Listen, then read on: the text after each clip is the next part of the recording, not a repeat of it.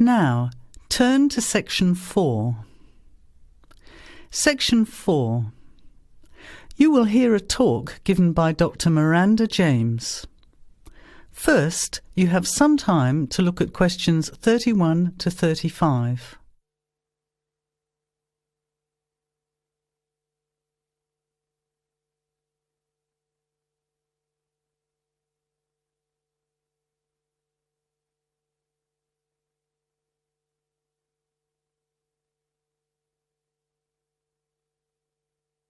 Now, listen carefully to the talk and answer questions 31 to 35.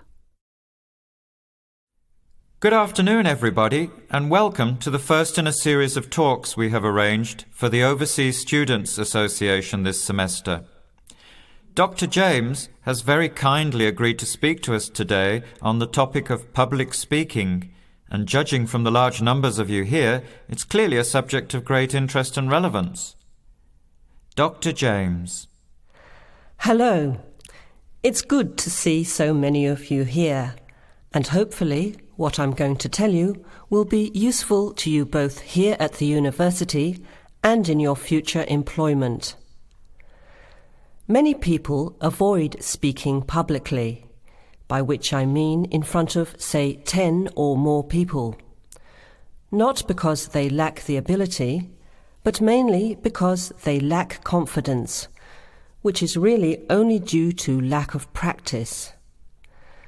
Today, as a consequence of the influence of television, audiences expect speakers to be relatively brief and to the point, in addition to being well-informed and interesting or entertaining. Probably the most important part of public speaking is what you do beforehand, by which I mean preparation. This includes practical details, such as knowing precisely what your topic is and exactly how long you are expected to talk for. You should also plan the content thoroughly. A good strategy is to write out the content as you intend to say it, and then make brief notes, preferably on small cards, which you use to talk from. This way you sound more natural. You incorporate pauses while you look at your notes, and you can then look at your audience while you are speaking.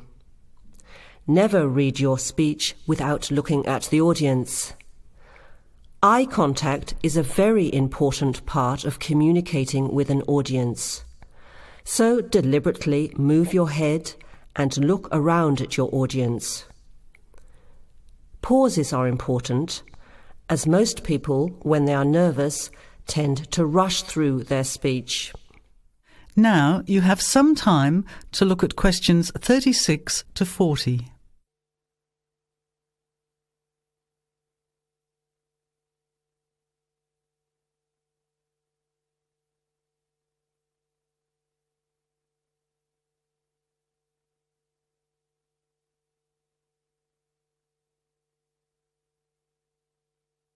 Now listen and answer questions 36 to 40. Practice speaking slowly. This gives you more time to pronounce your words correctly. It's always easier for your audience to listen to someone whose speaking is clear and calmly paced, so that they can understand the ideas being explained. And the bigger the group, the more slowly you should speak. Remember to project your voice, speaking clearly to the person furthest away from you. It's a good idea to rehearse and record yourself. Pay attention to your intonation when you listen to yourself. It's even harder if you're speaking in a second language, I would imagine. But there's nothing worse than listening to a flat, monotonous voice. So try to vary your tone and rhythm. This will add meaning to your words. Lastly, pay attention to both your posture and your gestures. A confident person stands or sits in a small group with their head up, chin out and shoulders back. Try to avoid scratching or fiddling with your hair or beard or pens, jewellery and so on. These movements can distract and irritate your audience. Yet you may be unaware of them yourself. Another reason for rehearsing, preferably with feedback from a friend, or better still, on video. I hope these few tips will make your experience of speaking in public a little easier. Remember, practice makes perfect. That is the end of section 4. You now have half a minute to check your answers.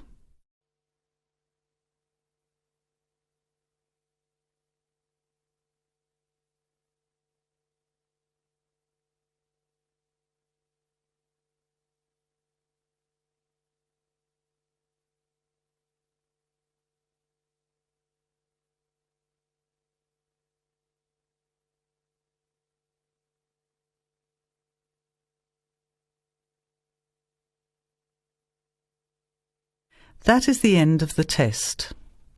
Now, check your score, but before you go on to the next listening test, don't forget to look at the section in the book on how to improve your vocabulary and listening skills.